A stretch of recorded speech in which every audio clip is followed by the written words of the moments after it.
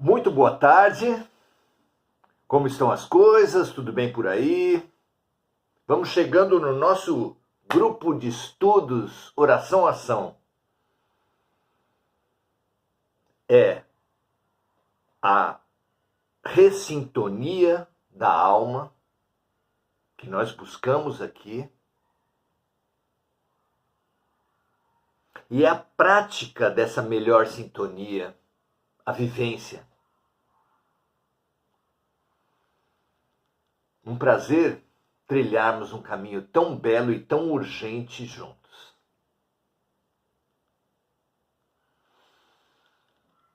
Chegamos na arte. O artista é um fenômeno instigante, sedutor, estimulante. Vocês não acham? Quando nos deparamos com a arte de alma, arte de coração, a arte que nos toca, é um fenômeno inesquecível, é um fenômeno vibrante, é um fenômeno vivificante, é uma nutrição da alma. E nos intriga. Como pode um cantor cantar com uma alma tão grande, o soul, que os americanos, que a música negra americana exalta de uma maneira tão profunda? Como pode alguém expressar na arte plástica um sentimento, um momento, uma atitude?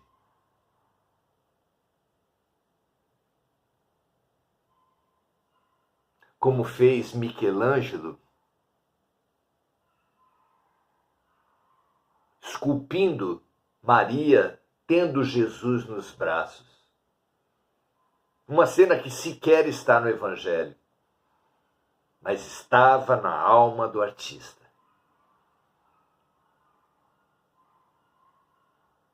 Como pode uma música expressar tão bem o que nós sentimos?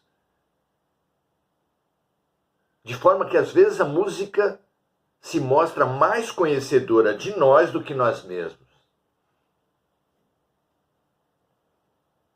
A arte e o artista são fenômenos instigantes.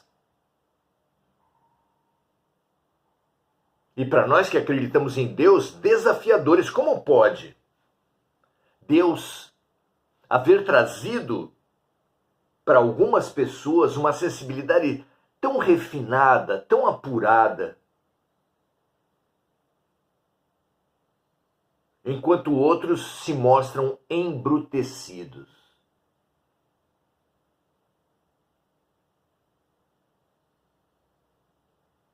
Imunes, indiferentes, ou pior ainda, usando a arte, a música, a dança, para a exaltação do animal, ou pior que o animal, para a exaltação da violência, do crime, da humilhação, da desvalorização da mulher. Como os tambores de Adolf Hitler eram usados nas suas aparições públicas. Como pode? Como entender essa distância tão grande que se mostra tão evidente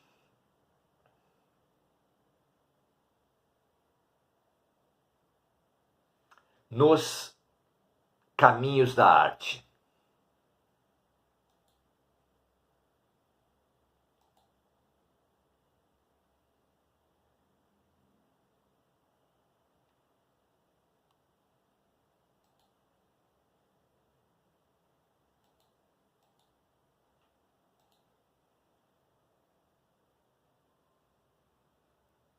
é realmente um campo que qualquer observador, especialmente os admiradores da arte,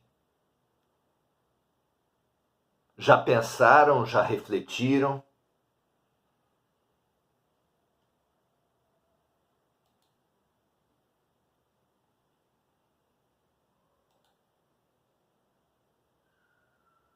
Porque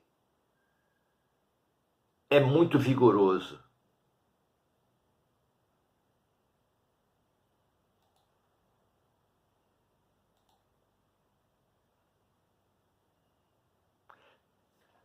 Saudamos os amigos do Oração Ação, porque hoje o estudo da arte, o estudo de uma curiosidade muito antiga, que é o fenômeno artístico e o fenômeno artista, que sempre instigaram, sempre nos desafiaram, vai ser estudado com Emmanuel, o guia espiritual de Chico Xavier, e com o próprio Chico, nesse livro, singelo, simples, mas profundo, O Consolador, Chico Xavier e Emmanuel, em que se passa em revista os diferentes campos da cultura do conhecimento, primeiro no terreno da ciência, segundo no terreno da filosofia, que é o que estamos agora, e mais à frente no terreno da religião. Nesse campo da filosofia, trabalhando o subcampo do sentimento, pergunta-se para Emmanuel hoje a origem do artista. Como podemos conceber o desenvolvimento de um verdadeiro artista, mais ainda de um gênio da arte? Como pode um ser se mostrar tão acima dos outros, pelo menos numa manifestação artística? Música, arte plástica, dramaturgia, teatro, literatura. Como explicar tão grande diferença? Vamos estudar isso? É o convite dessa noite. Pergunta 163. Pode alguém fazer-se artista tão só pela educação especializada em uma existência? O que vocês pensam disso? Com tanta diferença que existe entre os seres, com fenômenos como o gritante, o impactante Mozart, que com 6 anos de idade compôs a sua primeira sinfonia. Será que um artista é produto de apenas a educação especializada de uma existência? O que vocês acham? São muitos os fenômenos dos artistas autodidatas. Quem é esse professor que ensina um autodidata? De onde vem a sua educação, se às vezes muitos deles vêm de uma família sem passado, sem lastro no campo da arte? Vejamos a resposta de Emmanuel. A perfeição técnica individual de um artista, bem como as suas mais notáveis características, seu estilo, não constituem a resultante das atividades de uma vida, mas de experiências seculares na terra e na esfera espiritual. Porquanto o gênio, em qualquer sentido, nas manifestações artísticas mais diversas, é a síntese profunda de vidas numerosas, em que a perseverança e o esforço se casaram para as mais brilhantes florações da espontaneidade. Vidas diversas. Aí fica mais claro. E se explica não apenas a genialidade na arte, mas na ciência, na filosofia, os superdotados na inteligência, assim como aqueles que possuem limitações tremendas de nascença,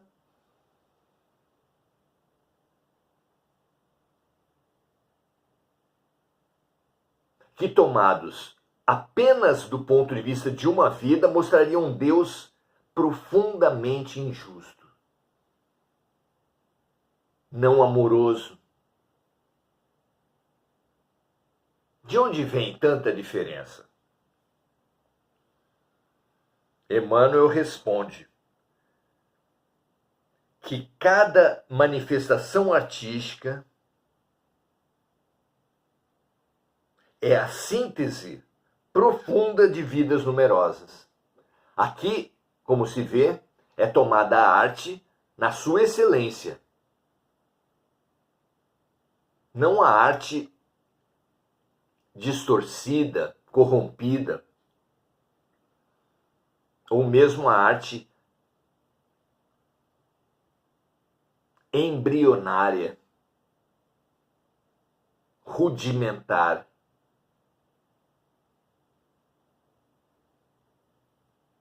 simplificada, simplória,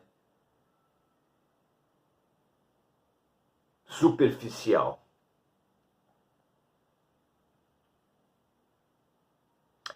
Pergunta 164. Como devemos compreender o gênio?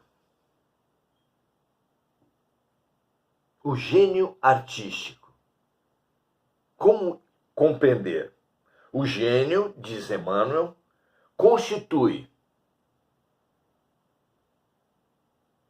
a súmula dos mais longos esforços em múltiplas existências de abnegação e de trabalho na conquista dos valores espirituais.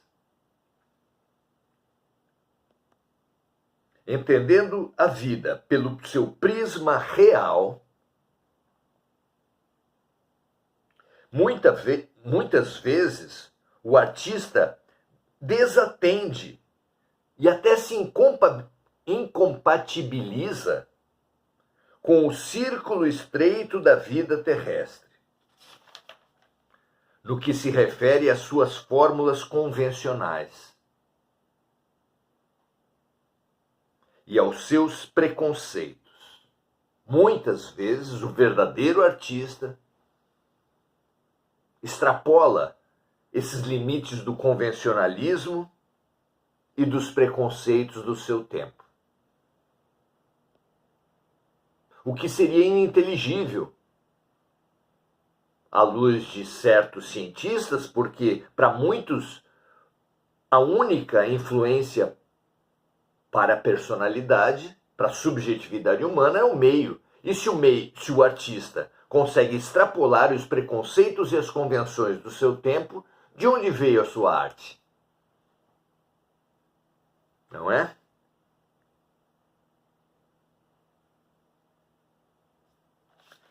Então, diz Emmanuel aqui, que o artista muitas vezes desatende ao círculo estreito da vida terrestre, no que se refere às suas fórmulas convencionais e aos seus preconceitos, tornando-se um estranho ao seu próprio meio, por suas qualidades superiores e inconfundíveis. E termina ele dizendo assim: esse é o motivo porque a ciência terrestre, encarcerada nos cânones do convencionalismo e do materialismo, diria eu, presume observar no gênio uma psicose condenável, tratando-o quase sempre como a célula enferma do organismo social. Os artistas são loucos, se enquadram como loucos dentro da tipologia rígida de alguns estudiosos do comportamento.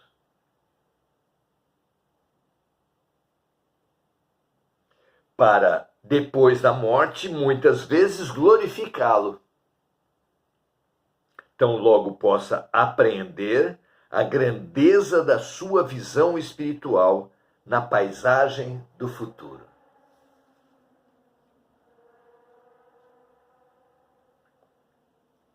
Muitas vezes, o gênio, em todos os campos, só é compreendido várias dezenas de anos depois da sua passagem na Terra.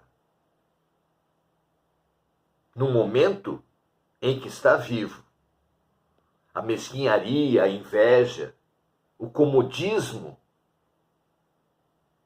dos representantes das práticas convencionais taxam, rotulam o artista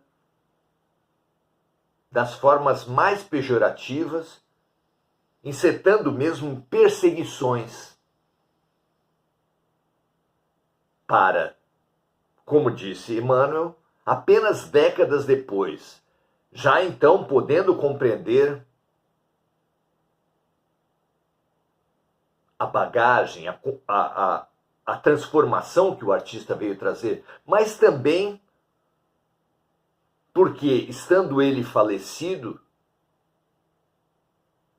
já não representa uma ameaça pessoal a essa mania de competir e guerrear uns com os outros. Também por isso,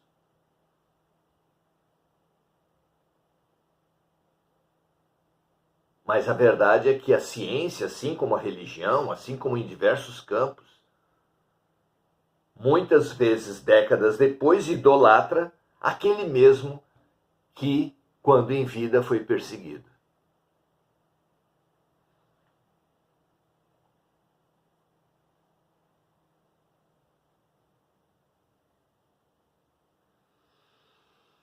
É o fenômeno desafiador da arte e do artista.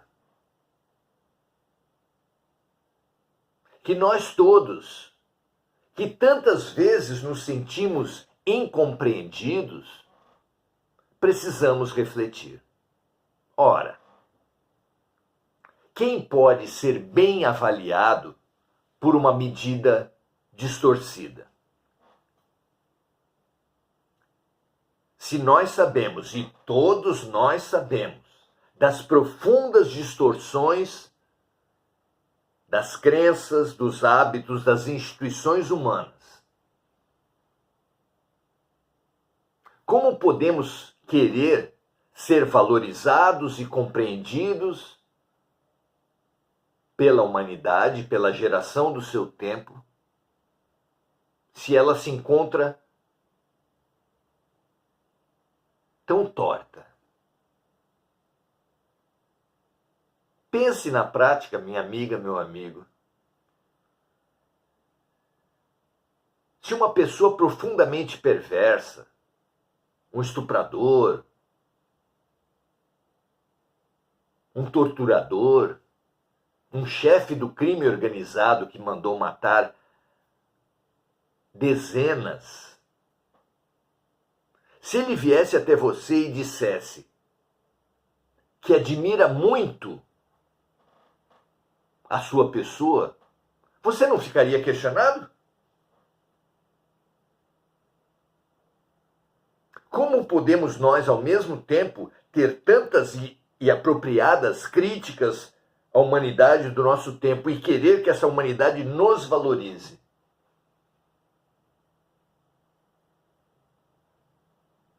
Reveja essa postura autopiedosa quanto à solidão, à incompreensão. Analise os verdadeiros gênios da história humana e veja se eles foram compreendidos. Francisco de Assis foi compreendido pela sua família, pelas pessoas do seu tempo? Siddhartha Gautama, o Buda, foi compreendido pelo seu pai? Analise.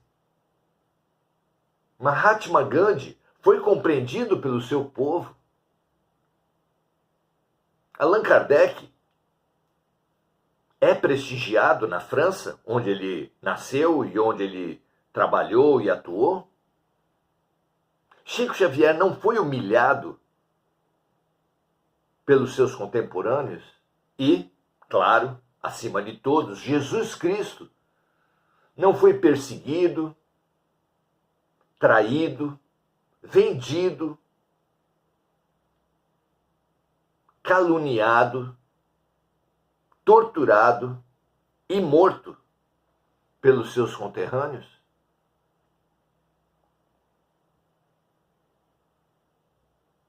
A toda ação corresponde uma reação de igual intensidade e sentido contrário. Como queremos nós subverter as leis da natureza, querendo que as nossas ações não sofram reações? Ora,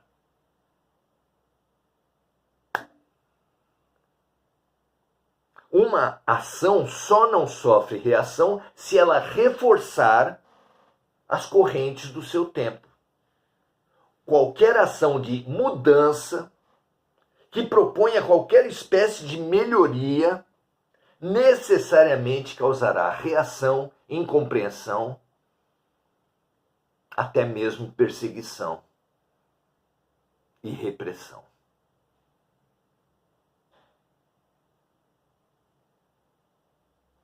Compreender a arte, compreender a incompreensão dos artistas pela sua geração, pelas pessoas do seu tempo, e expandir essa reação sofrida pelos inovadores em todas as áreas, nos ajudará demais a entender e aceitar a nossa própria solidão, a incompreensão que muitos votam as nossas ideias, as nossas posturas, buscando a valorização não pelas réguas distorcidas da humanidade atual, da humanidade encarnada, da lógica da matéria, mas buscando as recompensas do mundo espiritual, o reconhecimento dos seres de luz. Jesus deixou claro a existência de duas lógicas no Sermão do Monte ao dizer: bem-aventurados os humildes, porque deles será o reino dos céus. Fica claro que os humildes não têm, como qualquer um pode observar, valorização na terra, mas terão, promete Jesus, valorização no céu. Bem-aventurados os que sofrem, porque serão consolados. Bem-aventurados os mansos e pacíficos, porque eles herdarão a terra. E ainda adverte: mas ai de vós ricos que já receberam tudo aqui na terra, nada esperem do céu. Há duas lógicas. E cabe a você, minha amiga, meu amigo, cabe a mim, cabe a todos nós, escolher por que régua queremos ser medidos. Quem quiser a valorização, a fama, o dinheiro, o poder, no seu tempo, Por exemplo, na política. Por exemplo, a valorização na arte, a popularidade, a fama.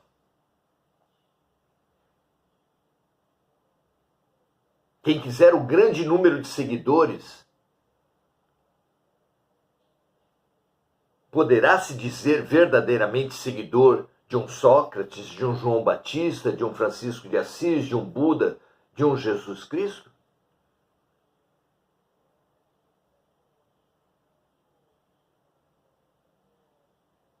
A toda ação importante corresponde uma reação importante de igual intensidade e sentido contrário. Não se abale pelas incompreensões, pelas reações, pelas perseguições, porque você, certamente todos nós, em muitos momentos também já perseguimos, isolamos, não compreendemos, verdadeiros inovadores, missionários de Deus na Terra. Não seria exceção, não seríamos nós a única exceção da história de pessoas que, apesar de terem inovado, apesar de terem questionado a ordem estabelecida, seríamos os únicos na história bem compreendidos, bem avaliados, maravilhosamente acolhidos pelo seu tempo. Simplesmente isso não existe. Busquemos sim o reconhecimento, mas o reconhecimento da nossa consciência. O reconhecimento dos valores elevados e trazidos pelos maiores mestres. Quanto ao reconhecimento da terra, da humanidade, da matéria, da vaidade, do orgulho, deixemos esses reconhecimentos para quem não tem a coragem de inovar e busca apenas reafirmar a ignorância, a violência, o egoísmo.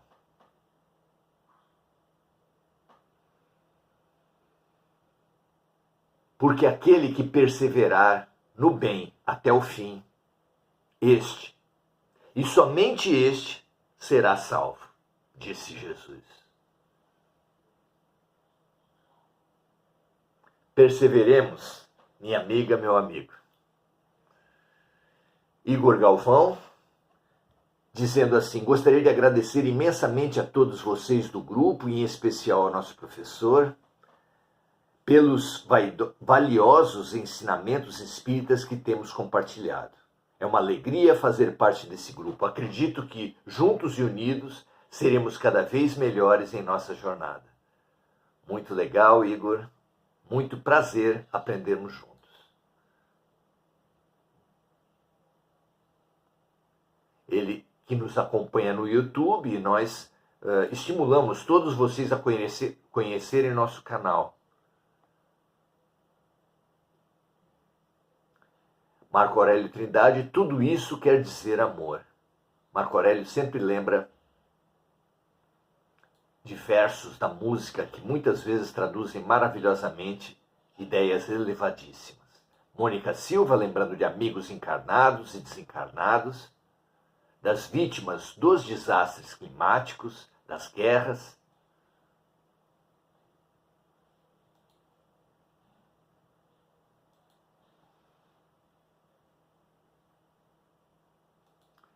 Dando seu boa noite a todos.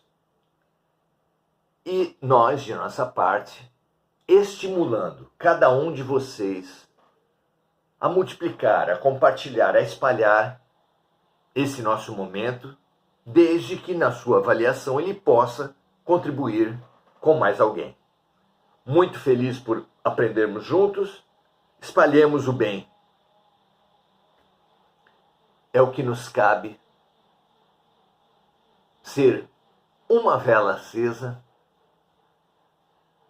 mesmo que no meio de uma imensa escuridão, porque ela será vista e contribuirá com muitas pessoas, com muitos seres, com muitos desorientados a terem a referência da luz. Paz e bem, até a próxima.